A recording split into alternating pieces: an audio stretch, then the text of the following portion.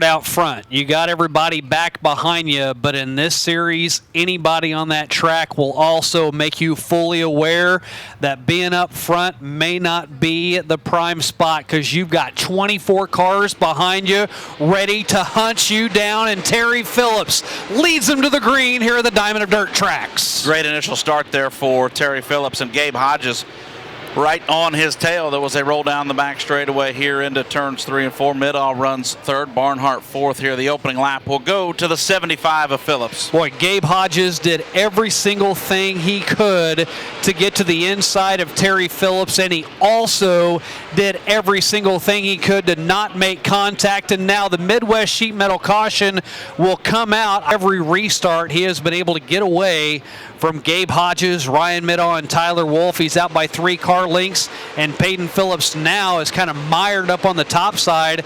He's going to have to try to split 2 cars, one of which is Ryan Middaugh. From race control pays off, going single file on the restart. Terry Phillips led the front end of the conga line through turns 1 and 2. They all go to the bottom through 3 and 4, with the exception of Paden Phillips. He's the only one out of the top 10 that wants to push the cushion and find some momentum as he rides along in 5th right behind Ryan Middaugh. Terry Phillips is doing exactly what he needs to keep Hodges pinned down low enough. He's not completely slamming the door in the turns. He's leaving him just enough room to where he doesn't make any contact of any kind. There's still plenty of brown down there. It's not like he has to run any lower. He's got plenty of grip.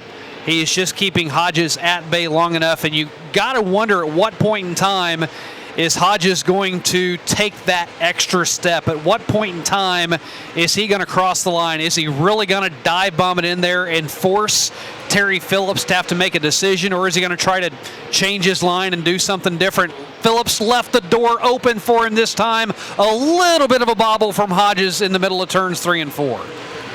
Still Phillips out front, and Hodges, we're keeping our cameras glued on that. Hodges pushes the issue one more time. He got up to the door of TP with the front of his race car, but he will get no more.